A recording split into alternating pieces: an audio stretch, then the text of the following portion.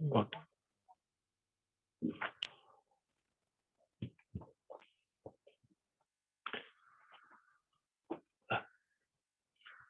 हरे कृष्णा। आप लोगों का भगवद गीता के सत्र में स्वागत है। कृपया आप लोग भगवद गीता खोल लीजिए और मंगलाचरण निकाल लीजिए। सब लोगों के पास है भगवद गीता।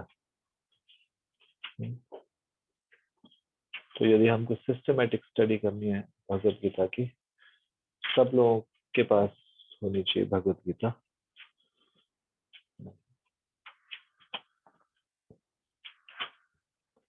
तो सबसे पहले हम मंगलाचरण पढ़ेंगे।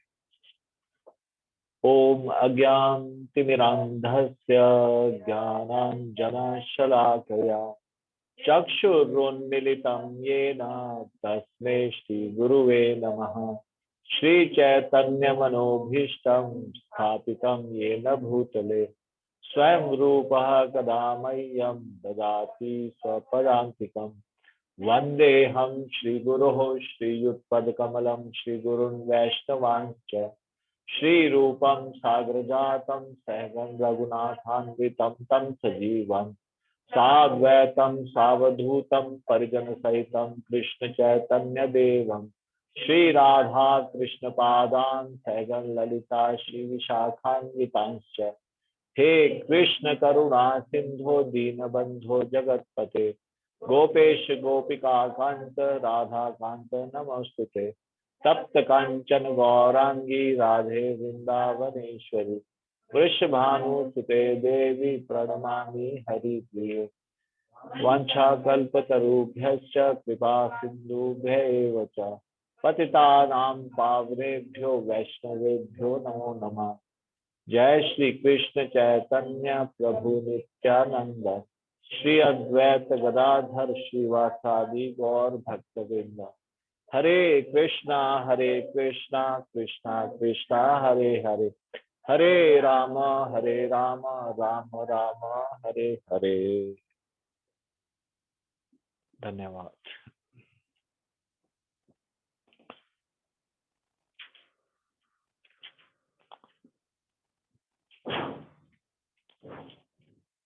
सब लोग भूमिका निकाल लीजिए।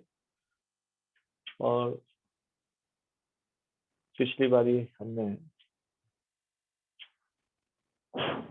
जहां तक चर्चा की वहां से आगे की चर्चा हम शुरू करेंगे। और इसको हमने विषय दिया है, टॉपिक दिया है, what is the subject matter of Bhagavad Gita. Bhagavad Gita की विषय वस्तु क्या है।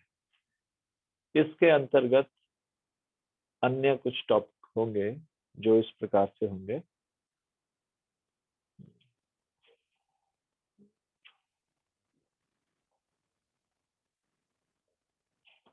जैसे कि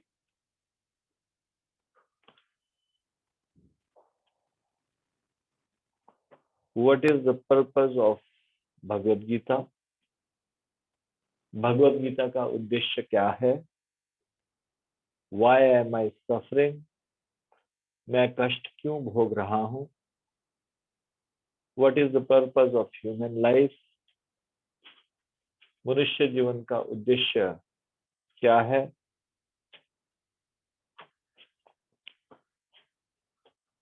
भगवत गीता की विषय वस्तु क्या है। परम नियंता कौन है। Who is the supreme controller of this cosmic manifestation. Who am I, मैं कौन हूं। व्हाट इज मटेरियल नेचर, ये भौतिक प्रकृति क्या है। एंड व्हाट इज कर्मा, ये कर्म क्या है।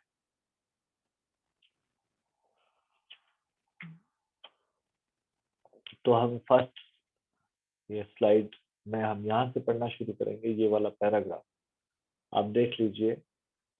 भूमिका में इस पैराग्राफ में आप पहुंच जाइए जो शुरू होता है, तो भगवत गीता है क्या। आपको मिला ये भूमिका में ये पैराग्राफ मिला आपको। शुरू में मंगलाचरण बताया गया, उसके बाद फिर भगवान के और भक्त के मध्य 5 प्रकार के संबंध बताए गए, और फिर उसके बाद उससे नेक्स्ट पेज में, उससे भी अगले पेज में ये वाला पैराग्राफ निकाल लीजिए। तो यहाँ से हम पढ़ना शुरू कर रहे हैं। तो भगवत गीता है क्या? भगवत गीता का प्रयोजन मनुष्य को भौतिक संसार के अज्ञान से उबारना है। तो ये जो ज्ञान दिया गया भगवान कृष्ण के द्वारा, उसका कुछ विशेष प्रयोजन है, कुछ विशेष उद्देश्य है। और उसका प्रयोजन क्या है? ताकि इस संसार में, भौतिक जगत में फंसे हुए लोगों को अज्ञान से बाहर निकालना, अज्ञान से उबारना। प्रत्येक व्यक्ति अनेक प्रकार की कठिनाइयों में फंसा रहता है। जिस प्रकार अर्जुन भी कुरुक्षेत्र में युद्ध करने के लिए कठिनाई में था, तो हम देखते हैं कि हर एक व्यक्ति किसी ना किसी कठिनाई में होता है। सही है या गलत?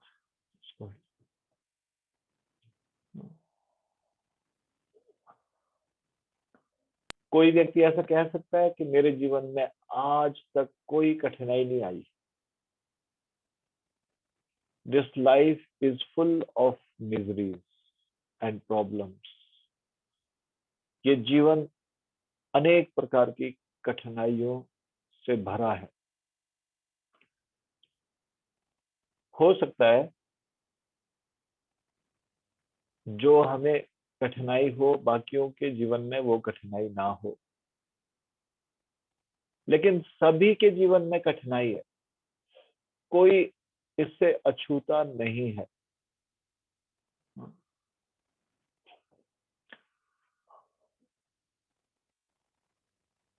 मैं इसको इस तरह से, एक घटना मुझे याद आई, इस तरह से मैं बताना चाहूंगा। जब मैं दिल्ली मंदिर के नजदीक रहता था और मंदिर जाता था, तो उस दौरान हमारे, मैं जहाँ जॉब कर रहा था वहां पे वर्क प्रेशर काफी आ गया। जन्माष्टमी तक को भी छुट्टी नहीं, और कोई रथ यात्रा, कोई फेस्टिवल, कोई छुट्टी नहीं।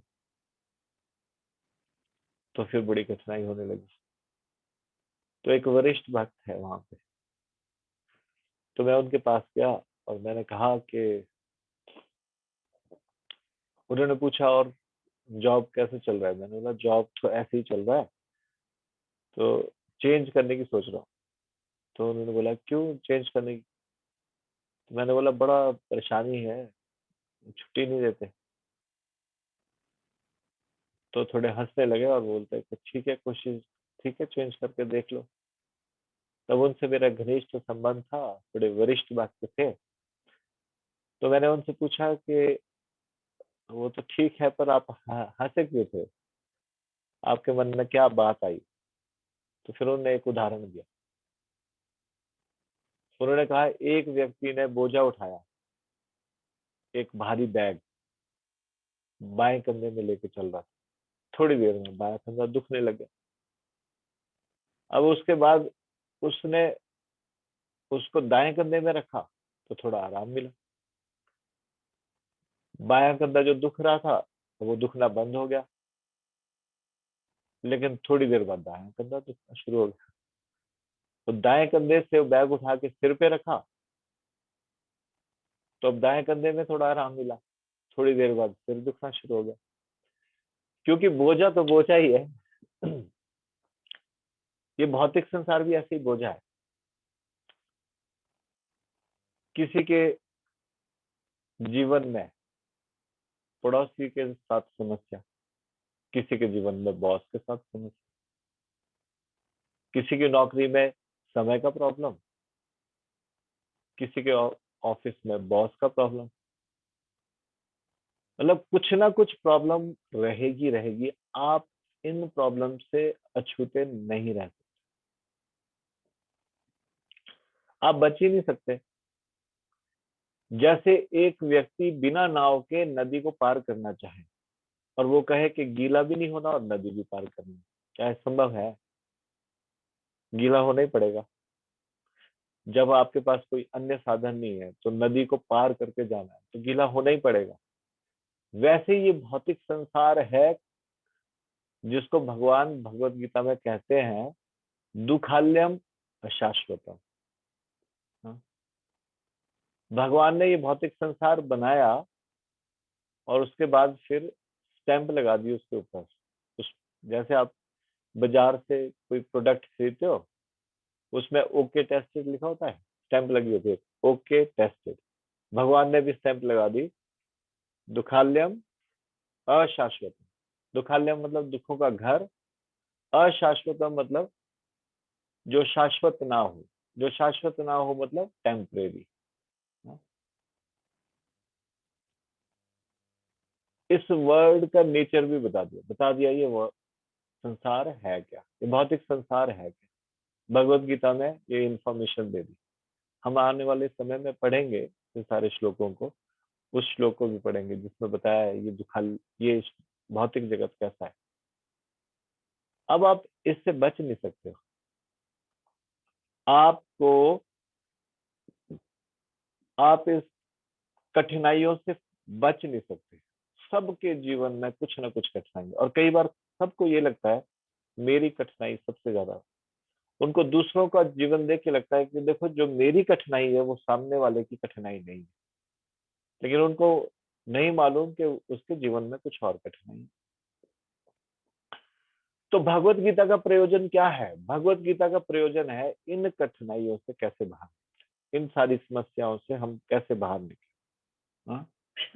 तो भगवत गीता का प्रयोजन मनुष्य को भौतिक संसार के अज्ञान से उबारना है।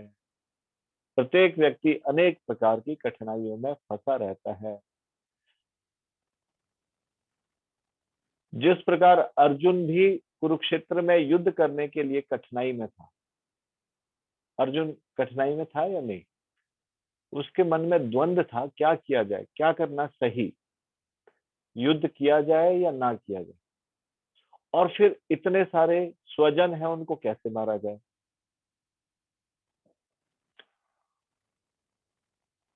तो अर्जुन एकदम से भ्रमित था, कुछ समझ नहीं आ रहा था क्या करना चाहिए क्या नहीं करना चाहिए।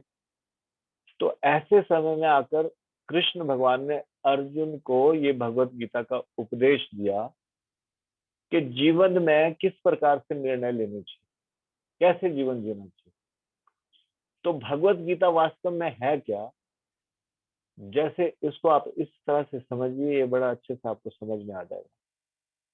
जैसे आपने एक प्रोडक्ट लिया मार्केट से, मान लीजिए वॉशिंग मशीन। अब वॉशिंग मशीन को ऑपरेट कैसे किया जाए, तो उसके साथ एक मैनुअल मिलता है, मैनुअल, निर्देश पुस्तिका। उस निर्देश पुस्तिका को पढ़ के उसको हैंडल करना होता है। कौन से बटन से स्टार्ट होगा, या फिर कॉटन के कपड़े हैं तो किस प्रकार से उसको चलाया जाए, इत्यादि। और उसमें डूज एंड डोंट्स बताए। डूज मतलब विधि, डोंट्स मतलब निषेध। तो विधि निषेध बताए, क्या करना चाहिए क्या नहीं करना चाहिए। अब आपको एक नया प्रोडक्ट प्राप्त हुआ और ये आपका शरीर। तो इससे पहले ये शरीर नहीं था, अब ये शरीर प्राप्त हुआ। अब इस शरीर के साथ कैसे व्यवहार करना चाहिए, तो उसकी निर्देश पुस्तिका है भगवत गीता। निर्देश पुस्तिका मतलब मैनुअल है। अब जो मैनुअल नहीं पढ़ता और फिर उसके बाद किसी प्रोडक्ट को यूज करता है तो वो इस प्रोडक्ट को खराब कर देता है। हाँ, जैसे कि आपने देखा है कई बार वॉशिंग मशीन के मैनुअल में लिखा होता है कि जैसे उसमें कपड़ा दिखाया, उसकी जेबों में चाबी नहीं रखनी, क्रॉस लगाया होता है, या फिर सिक्का नहीं रखना। क्यों? क्योंकि वो वॉशिंग मशीन में घूमेगा और फिर वो चाबी से जेब फट जाएगी। तो ये डूज एंड डोंट्स इस प्रकार से बताए गए। तो अभी अर्जुन को बताए गए डूज एंड डोंट्स, अर्जुन के माध्यम से हमको बताए गए डूज एंड डोंट्स। तो विधि निषेध की निर्देश पुस्तिका है। तो अर्जुन बड़ी कठिनाई में था, युद्ध करने के लिए कठिनाई में था। अर्जुन ने क्या किया? श्री कृष्ण की शरण ग्रहण कर ली। फलस्वरूप इस भगवत गीता का प्रवचन हुआ। जब अर्जुन ने भगवान कृष्ण की शरण ग्रहण की, उनसे मार्गदर्शन के लिए पूछा, तो फिर भगवान अर्जुन को निर्देश देते। न केवल अर्जुन वरन हम में से प्रत्येक व्यक्ति इस भौतिक अस्तित्व के कारण चिंताओं से पूर्ण है। हमारा अस्तित्व ही अनस्तित्व के परिवेश में है।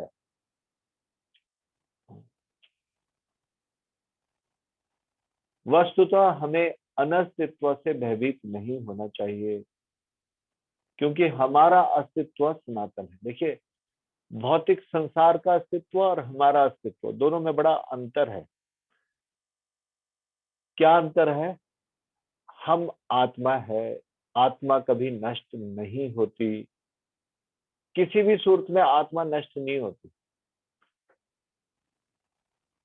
और हम सनातन है, कभी भी हम हमेशा से एग्जिस्ट करते आए, हमेशा एग्जिस्ट करेंगे। ये शरीर भी नष्ट होगा और ये जो संसार हम देख रहे हैं, ये सारा का सारा नष्ट होगा। कई बार बहुत प्राचीन प्राचीन स्थानों को या फिर महलों को हम नष्ट होते हुए देखते हैं। समय सब चीजों को नष्ट कर देता है, लेकिन समय भी आत्मा को नष्ट नहीं कर सकता। तो हमारा अस्तित्व सनातन है, और जिस परिवेश में हम हैं, ये वास्तव में असत है। इसमें आगे लिखा है, लेकिन हम किसी न किसी कारण से असत में डाल दिए गए हैं। ये एक अलग विषय है, हम इस संसार में क्यों आए। तो यहाँ पे वो प्रभुपाद जी जिस विषय पे बात कर रहे हैं उससे अलग हटना नहीं चाहते। वो बोल रहे हैं हम किसी न किसी कारण से असत में डाल दिए गए, इस संसार में हम किसी न किसी कारण से आ गए। असत का अर्थ क्या है? असत का अर्थ उससे है जिसका अस्तित्व नहीं है। तो इस संसार का अस्तित्व नहीं है का मतलब है कि क्षणिक है, वास्तव में उसका कोई अस्तित्व नहीं है।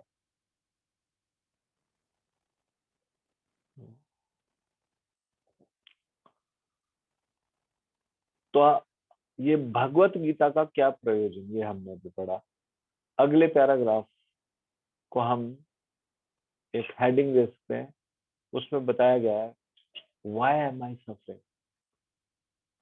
मैं कष्ट क्यों भोग रहा हूँ? कोई व्यक्ति चाहता है कष्ट? कोई नहीं चाहता। पर कोई बच सकता है क्या कष्ट? ना कोई चाहता है, ना कोई बच सकता है कष्ट से। कोई व्यक्ति कष्ट को नहीं चाहता और बच भी नहीं सकता। इस भौतिक संसार में आने वाले व्यक्ति को कष्ट भोगने पड़ते। कष्ट भोगने वाले अनेक मनुष्यों में से कुछ ही ऐसे हैं जो वास्तव में यह जानने के जिज्ञासु हैं कि वे क्या है और वे इस विषम स्थिति में क्यों डाल दिए गए हैं, इत्यादि इत्यादि। जब तक मनुष्य को अपने कष्टों के विषय में जिज्ञासा नहीं होती, जब तक उसे यह अनुभूति नहीं होती कि वह कष्ट भोगना नहीं अपितु सारे कष्टों का हल ढूंढना चाहता है, तब तक उसे सिद्ध मानव नहीं समझना चाहिए। हाँ।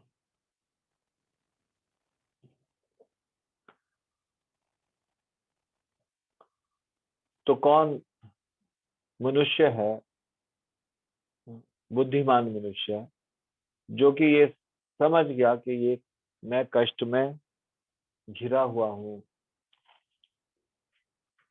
और इस कष्ट से बाहर निकलने के विषय में जो जिज्ञासा करता हो।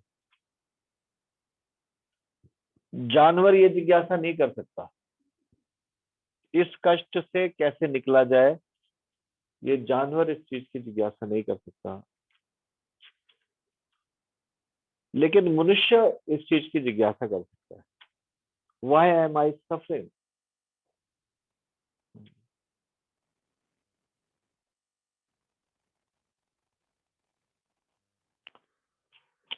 तो एक परफेक्ट ह्यूमन बीइंग कौन है?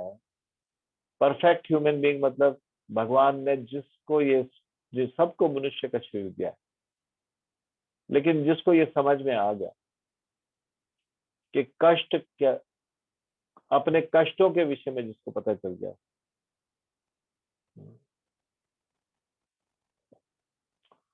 तो उसके जीवन में कष्टों से कैसे बचा जाए, जब वो कष्ट का हल ढूंढना चाहता है, तब उसको परफेक्ट ह्यूमन बीइंग समझना चाहिए। Otherwise he is imperfect, he is like an animal. वो जानवर की तरह है। जैसे एक कसाई घर में के बाहर बकरियों को बांधा गया होता, बकरे को, तो जब एक बकरा कटता है तो दूसरा बकरा आराम से हरी हरी घास खाता रहता है, या जो उसको खाने को दिया।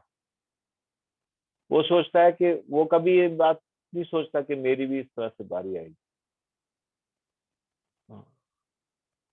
लेकिन भगवान ने मनुष्य को बुद्धि दी है, और जब हम इस संसार में लोगों को कष्ट से गुजरते देखते हैं,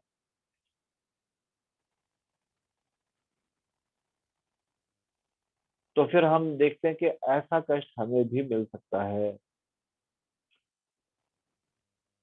तो किस प्रकार से इस कष्ट से बचा जाए? तो जो ये चीज को समझ आता है, he is a perfect human being.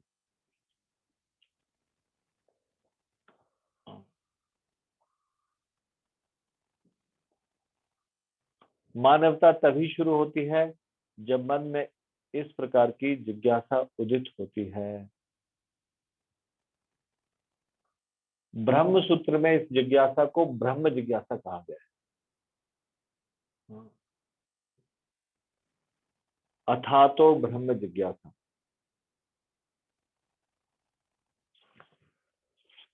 Humanity क्या है? ये चीज सोचना, ये चीज समझ में आना, मैं यहाँ क्यों आया, मुझे यहाँ इस संसार में क्यों भेजा, और मैं यहाँ पे कष्ट क्यों भोग रहा हूँ। मैं नहीं चाहता कष्ट मिले, फिर भी मुझे कष्ट क्यों मिल रहा है, मेरे आने का प्रयोजन क्या? यदि सभी चीजें आखिर में मृत्यु के साथ छिन जाएगी, तो फिर धन इकट्ठा करने का प्रयोजन क्या? इस प्रकार की जिज्ञासा जब उदित होती है, तो ऐसी जिज्ञासा को ब्रह्म जिज्ञासा कहा जाता है। ब्रह्म जिज्ञासा मतलब अपने बारे में जिज्ञासा, what is the purpose of my life. कुछ ना कुछ तो भगवान ने किसी ना विशेष प्रकार प्रयोजन के लिए मुझे भेजा होगा। अगर ऐसी जिज्ञासा उदित नहीं हुई, किसी के मन में ये जिज्ञासा नहीं आई, तो मनुष्य के सारे कार्यकलाप तब तक असफल माने जाने चाहिए, जब तक वह परम ब्रह्म के स्वभाव के विषय में जिज्ञासा ना करे। अगर उसके मन में जिज्ञासा ही नहीं आ रही कि मैं कष्ट क्यों भोग रहा हूँ, मेरे आने का क्या कारण है, मैं इस संसार में क्यों आया, अगर इस प्रकार की जिज्ञासा उदित नहीं होती, तो उसका मनुष्य का जीवन लेना असफल है, उसके सारे कार्यकलाप असफल है, क्योंकि जिस कार्य के लिए वो भेजा गया उस कार्य के बारे में उसको जिज्ञासा है, इस बारे में वो जिज्ञासा ही नहीं कर रहा।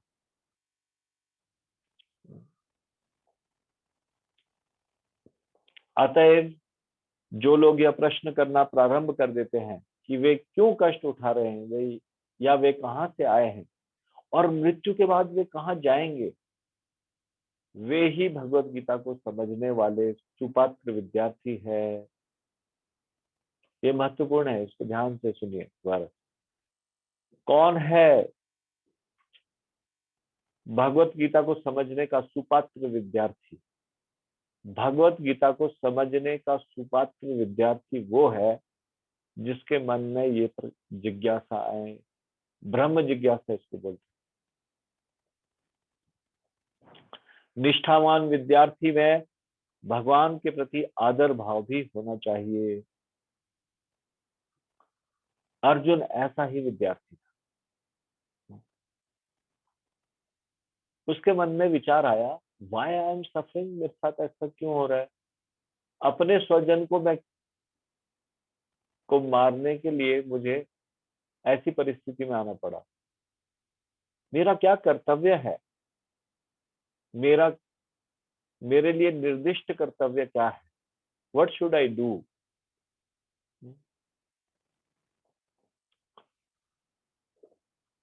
Next slide. तो जीवन का उद्देश्य क्या है? What is the purpose of human life? जब मनुष्य जीवन के वास्तविक प्रयोजन को भूल जाता है तो भगवान कृष्ण विशेष रूप से उस प्रयोजन की पुनर्स्थापना के लिए अवतार लेते हैं। तब भी असंख्य जागृत हुए लोगों में से कोई एक होता है जो वास्तव में अपनी स्थिति को जान पाता है, और यह भगवत गीता उसी के लिए कही गई है। यदि हम चाहते हैं कि हम भगवत गीता को अच्छे से समझें तो हमें ऐसा विद्यार्थी बनना पड़ेगा। पहली बात तो अपनी स्थिति से अवगत होना पड़ेगा, मेरी स्थिति क्या है। चाहे मैं कुछ भी कर लूं, I can not become controller. मैं कंट्रोलर नहीं बन सकता, मैं नियंत्रित हूं भगवान के हाथों, ये समझना पड़ेगा। जब अपनी स्थिति को जान पाता है कि मेरी स्थिति क्या है, तब वो भगवत गीता को समझने का सुपात्र व्यक्ति है। भगवत गीता किसके लिए कही गई है? ऐसे व्यक्ति के लिए कही गई। वस्तुतः हम सभी अविद्या रूपी बांधन के द्वारा निगल लिए गए हैं, लेकिन भगवान जीवों पर, विशेषतः मनुष्यों पर कृपालु है। इसी उद्देश्य से उन्होंने अपने मित्र अर्जुन को अपना शिष्य बनाकर भगवत गीता का प्रवचन किया।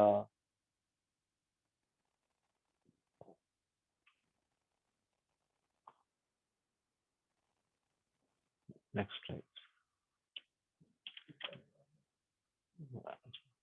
भगवान कृष्ण का पार्षद होने के कारण अर्जुन समस्त अज्ञान अविद्या से मुक्त था, लेकिन कुरुक्षेत्र के युद्ध स्थल में वह अज्ञानी बनकर भगवान कृष्ण के जीवन की समस्याओं के विषय में प्रश्न करने लगा।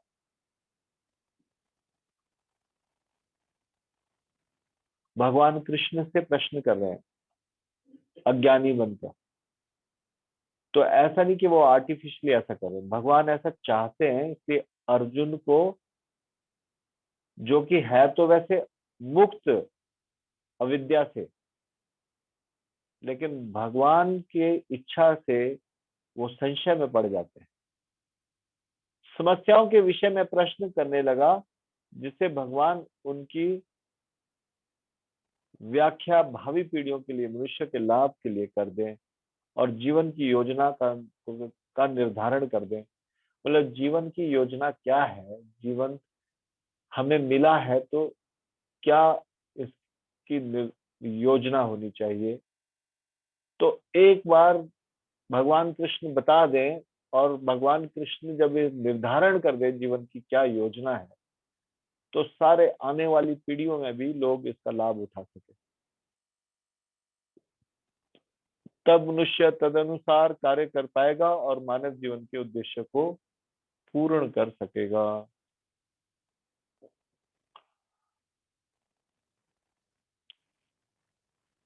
अब अगले पैराग्राफ में ये बताया गया, what is the subject matter of Bhagavad Gita. आप भगवत गीता के पढ़ना चाहते हो, आप समझना चाहते हो भगवत गीता, आपको भगवत गीता में क्या मिलने वाला है।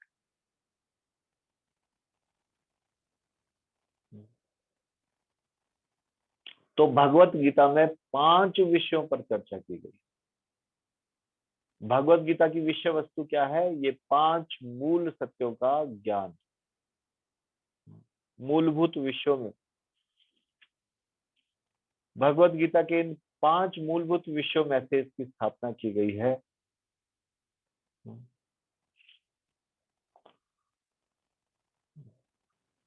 तो 5 मूलभूत सत्य क्या है?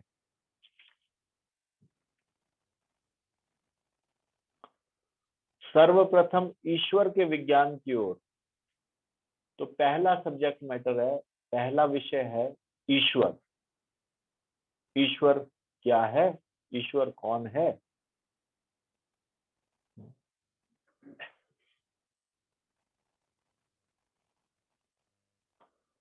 दूसरा विषय है जीवों जीव। जीव यानी कि आत्मा। ईश्वर। दूसरा विषय है जीव। जीवों की स्वरूप स्थिति की विवेचना की गई है। ईश्वर का अर्थ है नियंता और जीवों का अर्थ है नियंत्रित। यदि जीव यह कहे कि वह नियंत्रित नहीं है अपितु स्वतंत्र है, तो समझो कि वह पागल है।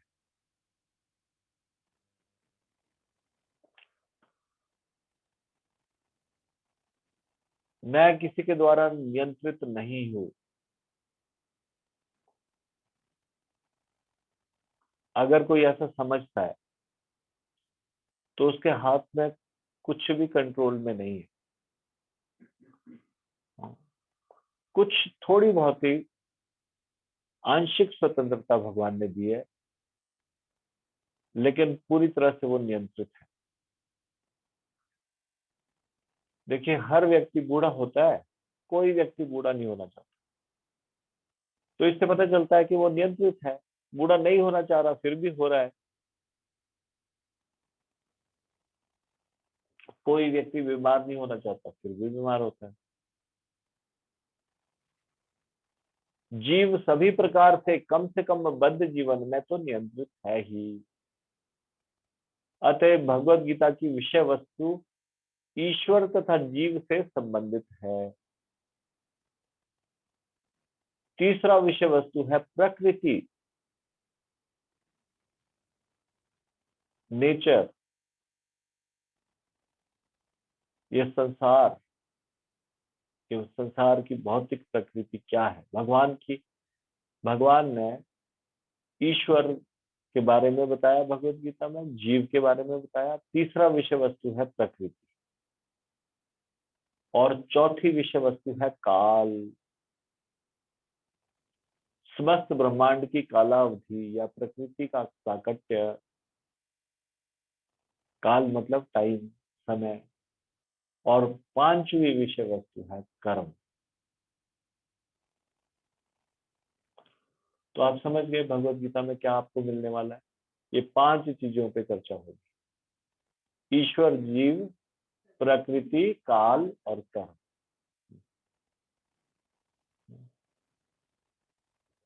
यह दृश्य जगत विभिन्न कार्यकलापों से ओतप्रोत है। सारे जीव भिन्न भिन्न कार्यों में लगे हुए हैं। भगवत गीता से हमें अवश्य सीखना चाहिए कि ईश्वर क्या है, जीव क्या है, प्रकृति क्या है, दृश्य जगत क्या है, यह काल द्वारा किस प्रकार नियंत्रित किया जाता है और जीवों के कार्यकलाप क्या है।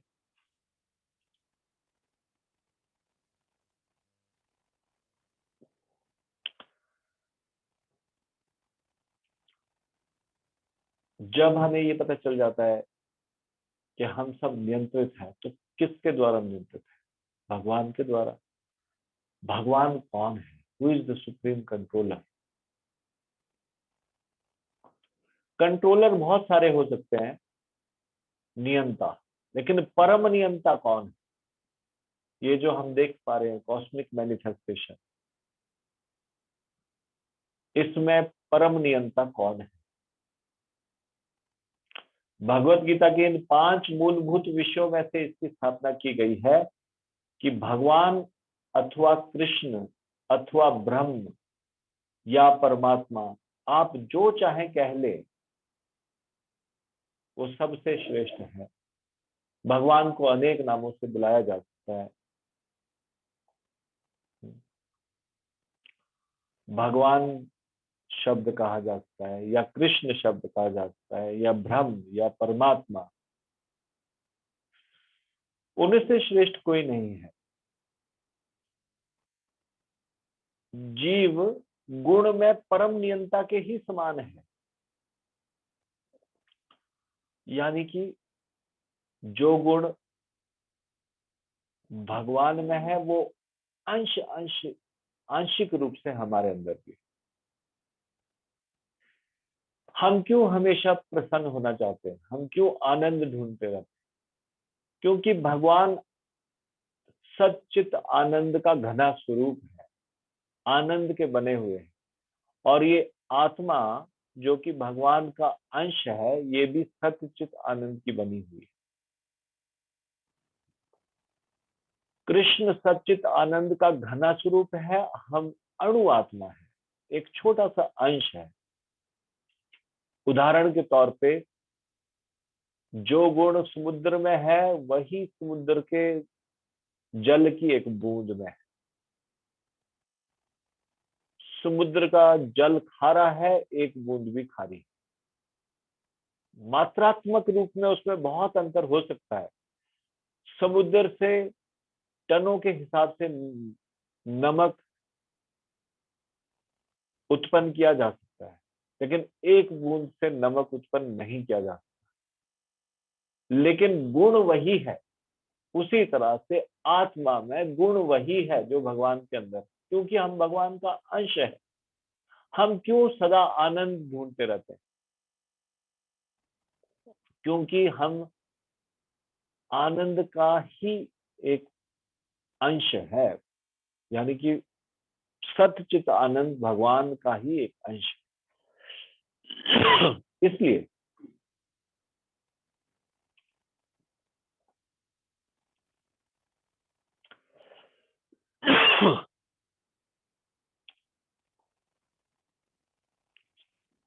जीव गुण में परम नियंता के ही समान है।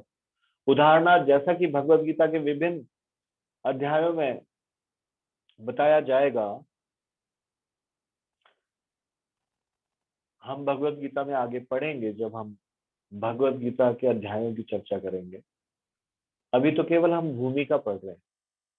तो इसमें आगे बताया जाएगा, भगवान भौतिक प्रकृति के समस्त कार्यों के ऊपर नियंत्रण रखते हैं। भौतिक प्रकृति स्वतंत्र नहीं है, वह परमेश्वर की अध्यक्षता में कार्य करती है। जैसा कि भगवान कृष्ण कहते हैं, मयाध्यक्षेण प्रकृति स्तूयते सचराचरम। भौतिक प्रकृति मेरी अध्यक्षता में कार्य करती है।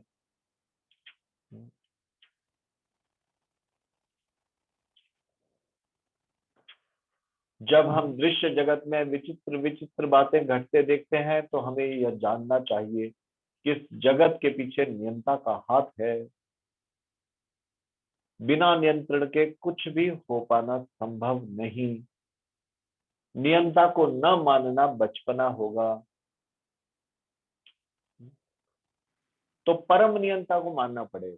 परम नियंता कोई है जिसको हम कभी भगवान कहते हैं, कभी कृष्ण कहते हैं, कभी ब्रह्म कहते हैं, कभी परमात्मा कह रहते हैं। हम नियंत्रित है और परम नियंता है जो कि भगवान है।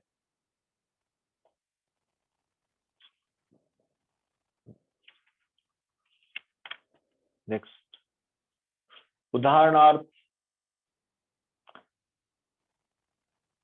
एक बालक सोच सकता है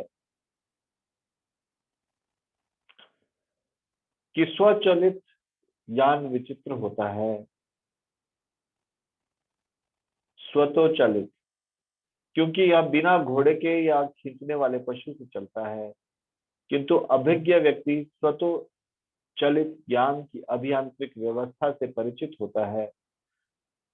वह सदैव जानता है कि इस यंत्र के पीछे एक व्यक्ति, एक चालक होता है। इसी प्रकार परमेश्वर वह चालक है जिसके निर्देशन में सब कुछ चल रहा है। Next slide.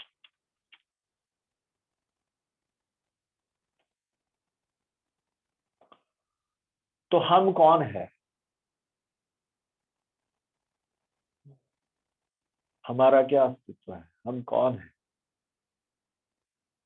भगवान ने जीवों को अपने अंश रूप में स्वीकार किया है। हम भगवान के अंश है, जैसा कि हम अगले अध्यायों में देखेंगे। सोने का एक कण भी सोना है, समुद्र के जल की बूंद भी खारी होती है। इसी प्रकार हम जीव भी परम नियंता ईश्वर या भगवान श्री कृष्ण के अंश होने के कारण सूक्ष्म मात्रा में परमेश्वर के सभी गुणों से युक्त होते हैं। क्योंकि हम सूक्ष्म ईश्वर या अधीनस्थ ईश्वर है, तो हम ईश्वर शब्द कह देते हैं कई बार देवताओं को भी, जैसे कि इंद्र या फिर ब्रह्मा जी। ये भी ईश्वर है, कंट्रोलर है, परंतु ये सुप्रीम कंट्रोलर नहीं, परम नियंता नहीं। परम नियंता कौन है? परम नियंता भगवान है।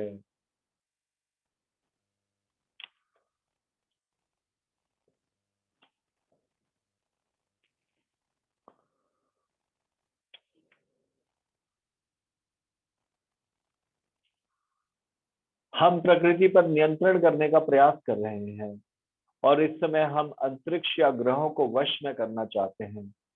और हम में नियंत्रण रखने की यह प्रवृत्ति इसलिए है क्योंकि यह कृष्ण में भी है। यद्यपि हमें प्रकृति पर प्रभुत्व जमाने की प्रवृत्ति होती है, लेकिन हमें यह जानना चाहिए कि हम परम नियंता नहीं है।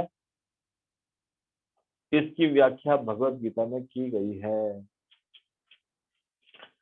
तो कंट्रोलरशिप की भावना हमारे अंदर कहां से आई? भगवान का अंश होने के कारण। तो भगवान ने कंट्रोल करने के लिए इस संसार में हमें सुविधा दी है, लेकिन ये जानना आवश्यक है कि हम परम नियंता नहीं है, सुप्रीम कंट्रोलर नहीं है।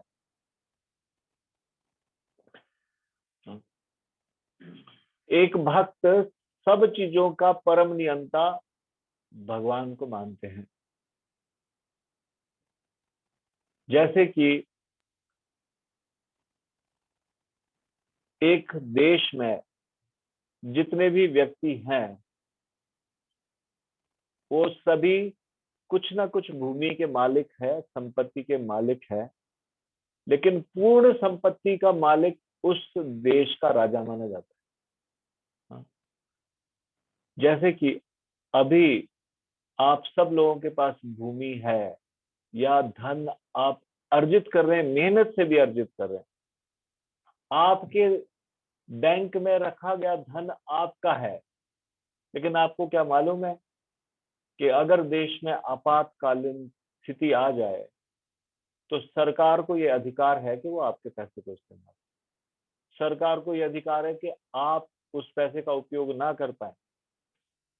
जैसे कि हम एक सिंपल उदाहरण से समझ सकते हैं, जब सरकार कहीं पे निर्णय लेती है कि यहाँ पे एक नेशनल हाईवे बनेगा, तो कोई कितना भी जिद पे अड़ जाए कि नहीं ये भूमि मेरी है, मेरे दादा परदादाओं से हम मुझे मिली है, मैं इसको सरकार को नहीं दूंगा, तो उसकी कुछ नहीं चलेगी। वो सुप्रीम कोर्ट में भी जाएंगे तब भी उसकी कुछ नहीं चलेगी, क्योंकि ये सारी की सारी संपत्ति वास्तव में सरकार की है। और सरकार का सिस्टम तो अभी बना, पहले मतलब राजा की है। उसी तरह से हम कंट्रोलर है, लेकिन जो सुप्रीम कंट्रोलर है, परम नियंता है, वो भगवान है। ये शरीर हम एक और उदाहरण से समझ सकते हैं, ये शरीर हमारा है ऐसा कहा जाता है, लेकिन क्या हमने इसको बनाया? क्या ये हड्डी, मांस, मज्जा, रक्त ये हम हमारी उपज है? नहीं। तो इसका मतलब ये किसी और ने हमको दिया, तो ये शरीर उसका है जिसने हमको ये दिया। तो हमारे पास होते हुए भी हमारा नहीं है। जैसे कि आप इस तरह से उदाहरण से समझ सकते हैं कि किराए के मकान में जब रहते हैं, तो कोई भी कहता है कि आप आइए, हमारे घर आइए, या हम कहते हैं ये उसका घर है, लेकिन वो अंदर ही अंदर जानता है कि ये मेरा घर नहीं है, ये किराए का घर है ना, इसका स्वामी कोई और है। वैसे ही एक भक्त जानता है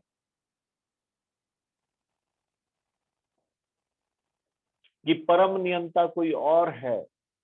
अगर मेरे नियंत्रण में कुछ है भी, तो भी परम नियंता कोई और है। Next slide.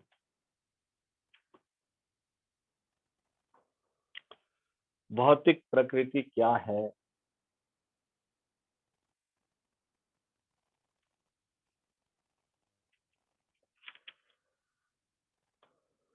गीता में इसकी भी व्याख्या अपरा प्रकृति के रूप में हुई है। अब देखिए, समझ लीजिए इसको, परा प्रकृति क्या और अपरा प्रकृति क्या। जीव को परा प्रकृति कहा जाता है। परा प्रकृति मतलब उत्कृष्ट प्रकृति।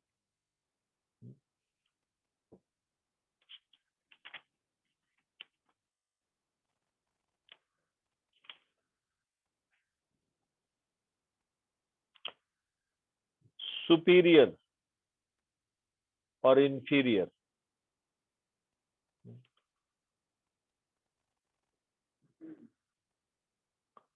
उत्कृष्ट मतलब सुपीरियर।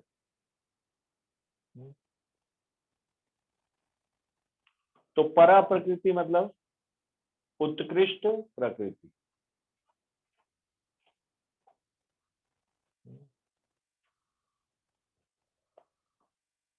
प्रकृति चाहे परा हो या अपरा, सदैव नियंत्रण में रहती है। परा प्रकृति या अपरा प्रकृति, ये दोनों नियंत्रण में रहती है। तो सुपीरियर नेचर या फिर उत्कृष्ट प्रकृति, ये क्या है? जितने भी जीवात्मा है ये परा प्रकृति है।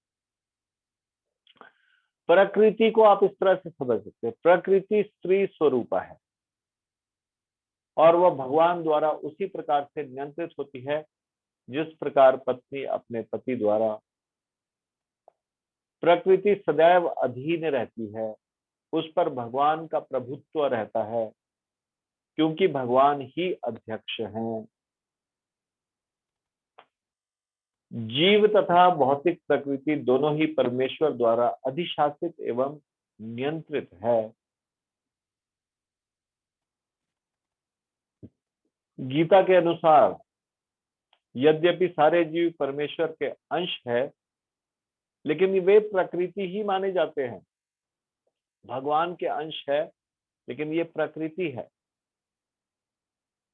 कौन सी प्रकृति है? परा प्रकृति है। इसका उल्लेख भगवत गीता के 7वें अध्याय में हुआ है। अपरेयमितस्त्वन्याम, यह भौतिक प्रकृति मेरी अपरा प्रकृति है। अब अपरा प्रकृति क्या है? परा प्रकृति के बारे में चर्चा की। जीवात्मा क्या है? परा प्रकृति। तो फिर अपरा प्रकृति क्या है? अपरा प्रकृति है ये भौतिक संसार, भौतिक जगत, ये अपरा प्रकृति है। प्रकृतिम विद्धि में पराम जीव भूताम महाबाहो येदम धार्यते जगत। लेकिन इससे परे दूसरी प्रकृति है जीव, जीव भूताम अर्थात जीव है। इससे दूसरी प्रकृति क्या है? जीव।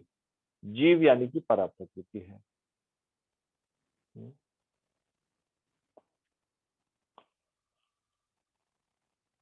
Next line.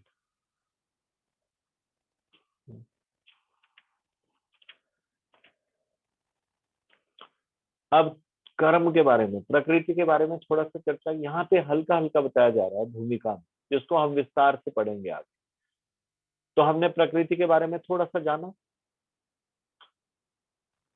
जो कि 5 विषय वस्तुओं में से एक है।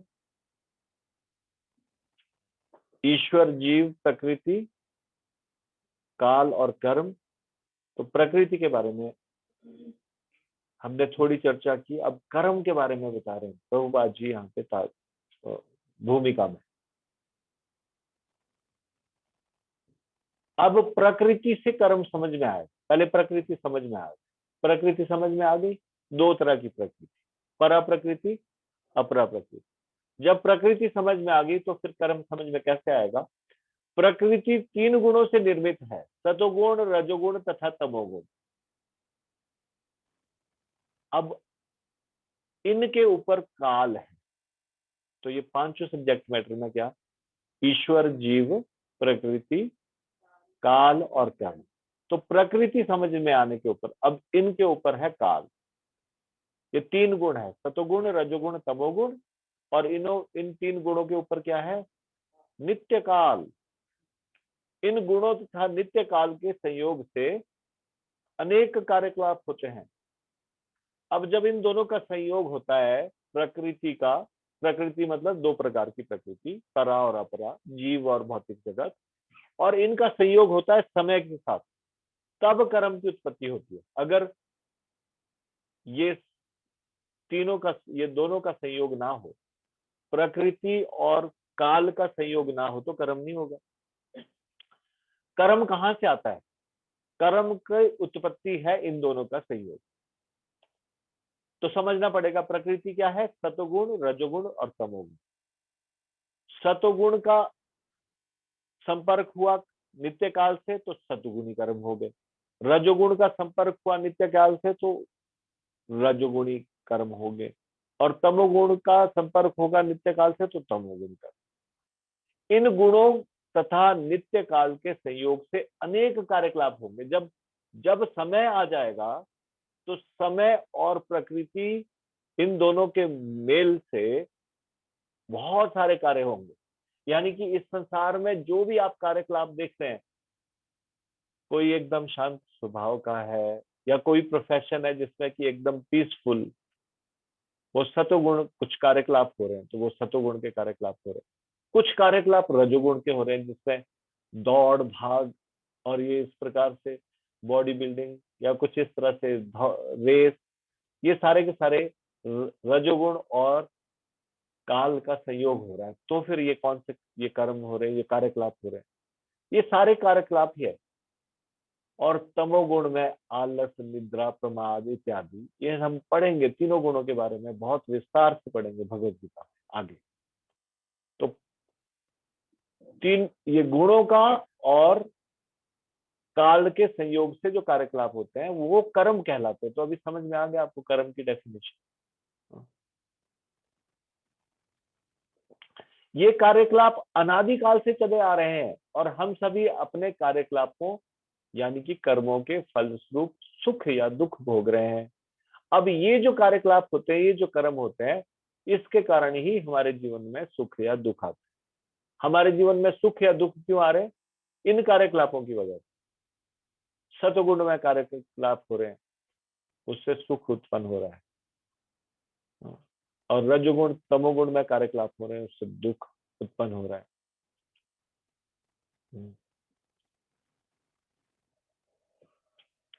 उदाहरणार्थ मान ले कि मैं व्यापारी हूं और मैंने बुद्धि के बल पर कठोर श्रम किया है और बहुत संपत्ति संचित कर ली है।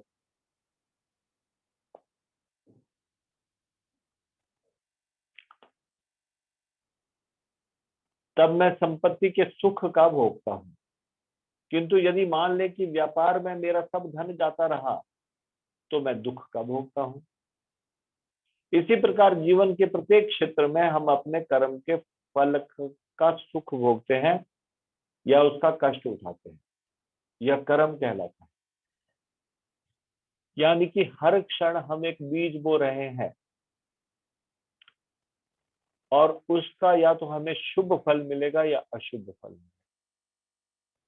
कर्म का हमेशा हम कुछ ना कुछ फल भोगते रहेंगे, या तो सुख भोगेंगे या कष्ट। तो इस जीवन में हमको जो भी सुख या फिर कष्ट मिलते हैं,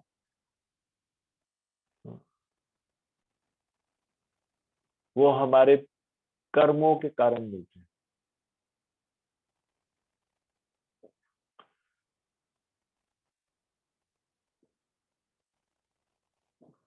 तो इस प्रकार से ये कर्म कहलाता है। तो आपको समझ में आ गया। आज हमने चर्चा की ईश्वर, जीव, प्रकृति, काल और कर्म के बारे में। ये 5 विषय वस्तु है। आज का टॉपिक ही था what is the subject matter of Bhagavad Gita. Bhagavad Gita की विषय वस्तु क्या है, तो हमने पांचों के बारे में चर्चा की आज। भगवत गीता की विषय वस्तु ये 5 चीजें हैं। आपको ये 5 चीजें मिलेगी इसमें। ईश्वर, जीव, प्रकृति, काल, कर्म। और इसके बारे में डिटेल में हम पढ़ेंगे भविष्य में, हाँ, विस्तार से। लेकिन अभी भूमिका में प्रभुपाद जी ने इसको समझा रहे हैं, थोड़ा बेसिक चीजें बता रहे हैं। तो यहाँ पे हम इसको विराम देंगे। आज जो हमने चर्चा की उससे यदि संबंधित आपका यदि कोई प्रश्न है तो कृपया हाथ खड़ा कीजिए। आज की चर्चा में से यदि आपका कोई प्रश्न है, प्लीज रेज योर हैंड।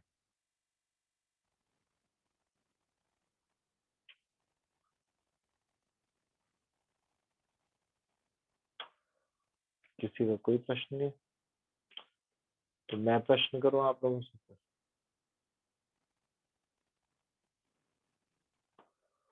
ठीक है, तो इस प्रश्न का उत्तर दीजिए।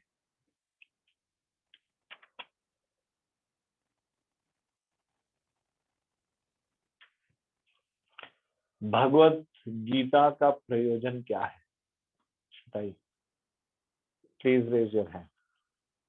आज हमने चर्चा की, अभी अभी चर्चा की। भगवत गीता का प्रयोजन क्या है?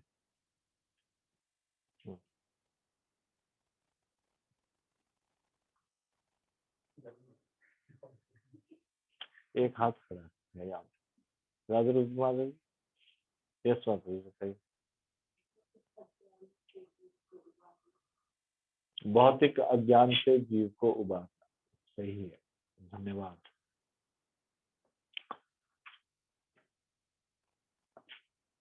इस जूम पे ऑनलाइन आपका हाथ नीचे कर सकते हैं। दूसरा प्रश्न पूछने जा। भगवत गीता को समझने के लिए सुपात्र विद्यार्थी कौन है? Please raise your hand. Bhagavad Gita को समझने के लिए सुपात्र विद्यार्थी कौन है? पढ़ा था ना हमने, आज चर्चा की थी ना।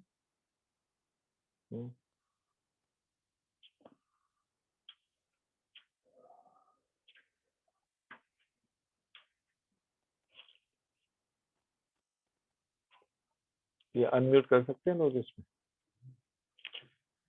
हाँ, गीतिका माता जी, यस माता जी,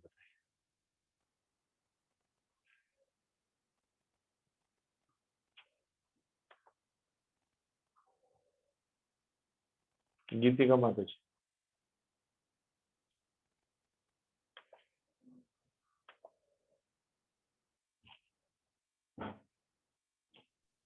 हरे कृष्ण प्रभु किसी जी को माता जी अनम्यूट नहीं कर पा रहे। हरे कृष्ण प्रभु जी धन्यवाद प्रणाम। तो अच्छा मैं सुन नहीं पा रहा हूँ, ये काम हरे नहीं है। कृष्ण प्रभु जी प्रणाम। क्षमा कीजिए, ये आज कुछ सिस्टम थोड़ा चेंज है, तो सबको सुनाई देना चाहिए वहाँ पे, उसमें आ सकती है आवाज। हरे कृष्ण प्रभु जी धन्यवाद प्रणाम। हरे कृष्णा धन्यवाद प्रणाम। Yes ma'am. प्रभु जी भगवत गीता को समझने का सुपात्र विद्यार्थी वो है जिसके मन में ब्रह्म जिज्ञासा आती है कि वो कौन है, वो कष्ट क्यों उठा रहा है, वो कहाँ से आया है और मृत्यु के बाद कहाँ जाएगा। ठीक है, माता जी ने बताया जिसके मन में ब्रह्म जिज्ञासा उत्पन्न हो, जिसके मन में ये प्रश्न आए कि वो कौन है, वो कष्ट क्यों उठा रहा है, कहाँ से आया है, मृत्यु के बाद कहाँ। ठीक है माता जी, प्लीज मेक मी होस्ट।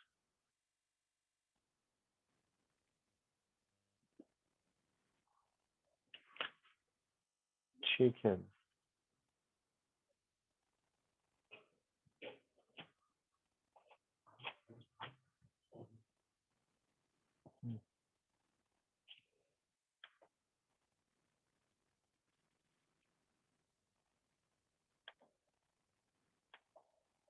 अगला प्रश्न मैं पूछ रहा हूँ, परफेक्ट ह्यूमन बीइंग कौन है? किसको परफेक्ट ह्यूमन बीइंग समझा जा सकता है? ये भी हमने चर्चा की थी आज। सिद्ध मानव किसको समझा जाना चाहिए? तरुणा माता जी बताइए। अनम्यूट नहीं कर पा रहे हैं, क्या प्रॉब्लम है? Why people are not able to unmute?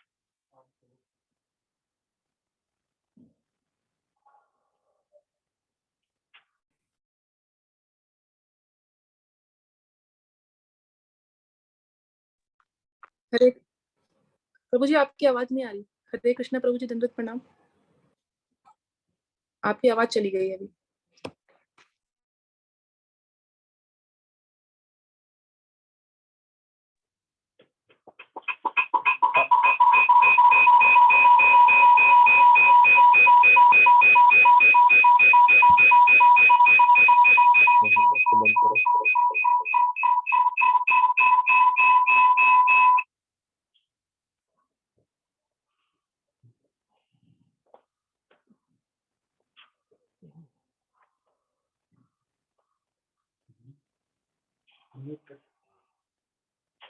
ये तो मेरा बोलना सही रहेगा उनको। यस हाँ, माता जी, नाउ यू कैन। प्रभु जी। हाँ प्रभु जी दंडवत प्रणाम। हरे कृष्णा। हरे कृष्णा। प्रभु जी वो क्वेश्चन फिर से एक बार। क्वेश्चन है, किसी को कब तक परफेक्ट ह्यूमन बीइंग नहीं समझना चाहिए? हाँ प्रभु जी नहीं समझना चाहिए कि कब समझा। प्रभु जी जब तक कब वो तक सिद्ध मानव नहीं समझना चाहिए? हाँ जब तक कि प्रभु जी मानव मनुष्य को ये पता चले कि I am not a controller और मैं नियंत्रित हूँ भगवान के द्वारा। मेरा कंट्रोल मैं कंट्रोल नहीं कर सकता हूँ, मुझे भगवान के द्वारा कंट्रोल किया जा रहा है। तब तक उसको, जब तक वो ये समझ नहीं आती तब तक उसको म्यूट कर लीजिए। मुस्कान माता जी। हरे कृष्ण प्रभु जी दंडवत प्रणाम। यस माता जी। प्रभु जी मेरा भी तरुणा माता जी की तरह आंसर था कि जब तक हम ये ना समझ जाएं कि हम सिर्फ मतलब क्योंकि हम भगवान के अंश है तो हमारे अंदर वो सारी क्वालिटीज है लेकिन एक छोटे मात्रा में है, तो वैसे ही कंट्रोलिंग भी एक छोटे मात्रा में। हरे कृष्ण प्रभु जी धन्यवाद। नेहा सिंह माता जी। हरे कृष्णा प्रभु जी दंडवत प्रणाम। प्रभु जी जब तक वह कष्टों का हल नहीं ढूंढता है तो वह सिद्ध मानव या परफेक्ट मैन नहीं। हरे ठीक है, कृष्ण। ढूंढता नहीं है जब तक कि वो सारे कष्टों का हल ढूंढना नहीं चाहता। ये कष्टों के विषय में जब तक जिज्ञासा नहीं करता,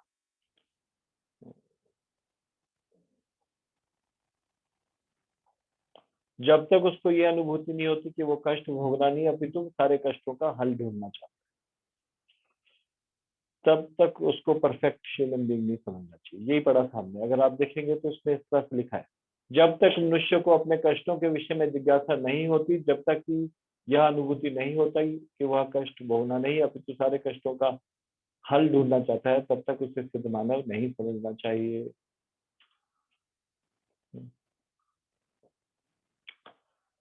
अगला प्रश्न है मेरा, अर्जुन क्यों अज्ञानी बनकर भगवान कृष्ण से प्रश्न करने लगे?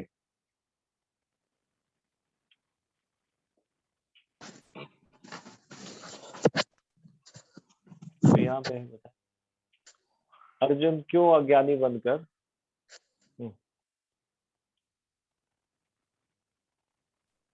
हाँ जी बोलिए। जीवन की समस्याओं के बारे में प्रश्न कर सकते ताकि आगे वाली पीढ़ी को इसका ज्ञान प्राप्त हो। जी धन्यवाद। ताकि भावी पीढ़ियों के मनुष्यों को लाभ हो सके और भगवान एक बार ये निर्धारित कर दें कि जीवन की योजना क्या है, ये इसका उत्तर।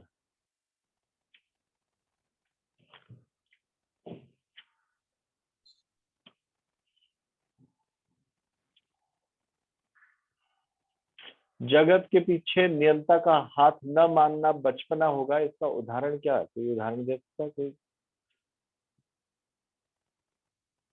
हमने इसमें उदाहरण पढ़ा है, अभी अभी हमने चर्चा की। जगत के पीछे नियंता का हाथ न मानना बचपना होगा, इसका उदाहरण दीजिए।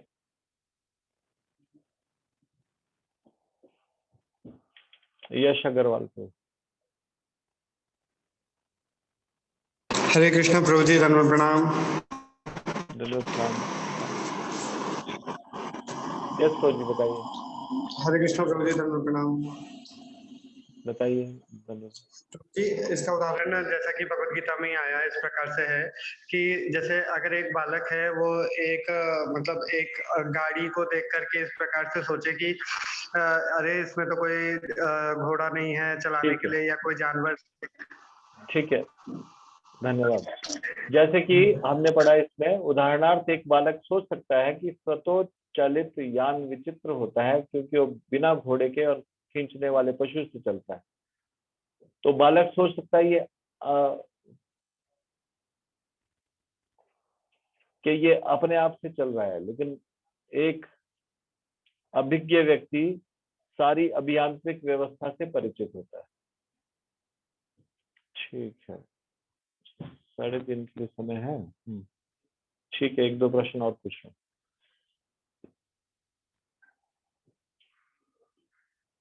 क्या हम परमेश्वर के सभी गुणों से युक्त है? यदि हाँ तो कैसे, और यदि नहीं तो कैसे? बताइए। क्या हम परमेश्वर के सारे गुणों से युक्त है? यदि हाँ तो कैसे, यदि नहीं तो कैसे? अभी अभी पढ़ा हम, बताइए। रीना त्रिवेदी माता जी बताइए। हरे कृष्णा, दंडवत प्रणाम प्रभु जी।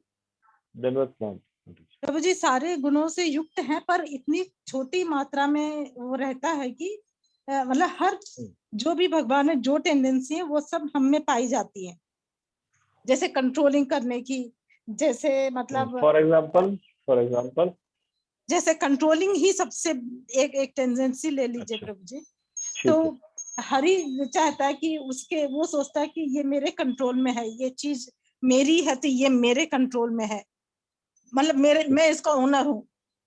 लाइक ओनरशिप जिस तरह से ली जाती है ना, ये मेरे मैं ओनर हूँ।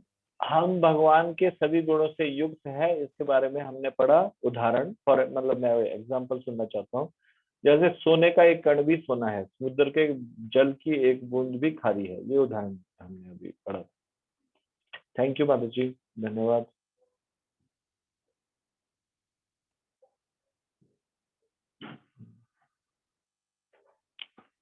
हम प्रकृति को नियंत्रण करने का प्रयास कर क्यों रहे हैं और हमको क्या जानने की जरूरत है, ये हमने अभी अभी पढ़ा।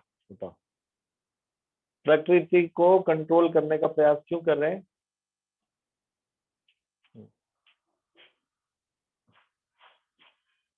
कलावती मैडम। हरे कृष्णा प्रभु जी, धन्यवाद प्रणाम प्रभु जी। क्योंकि हमें भी भगवान में कंट्रोल करने की टेंडेंसी है, हमें भी कुछ अंश मात्रा में नियंत्रण करने की टेंडेंसी, इसलिए हम प्रकृति को कंट्रोल करना। हम भगवान का अंश है, और भगवान में नियंत्रण की से हमारे अंदर भी ये नियंत्रण की प्रवृत्ति आई है। तो हमको क्या जानना चाहिए? जी, क्या हमें क्या जानना चाहिए? हमें ये जानना चाहिए कि हम परम नियंता नहीं है, भगवान ही परम नियंता। हरे कृष्णा प्रभु जी। ठीक है, धन्यवाद।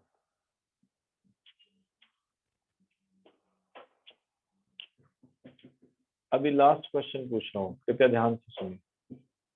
कर्म की परिभाषा बताइए। कर्म की परिभाषा बताइए। यहाँ कोई नहीं बताने वाला। पढ़ो, देखो, बुक निकालो, क्या पढ़ा था हमने। कर्म की परिभाषा क्या है?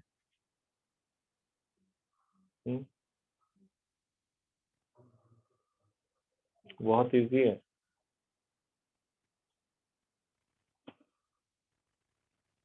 कर्म की परिभाषा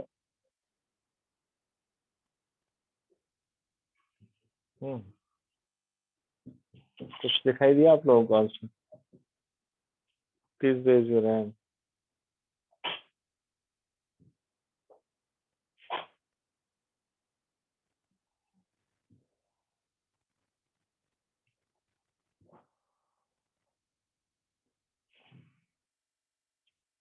सोनल सुहाने माता जी, बोलिए।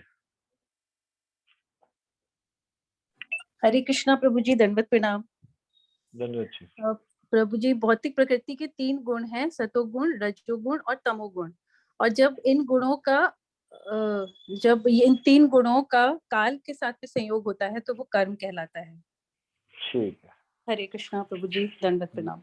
प्रकृति के 3 गुणों का नित्य काल के संयोग को कर्म कहते हैं।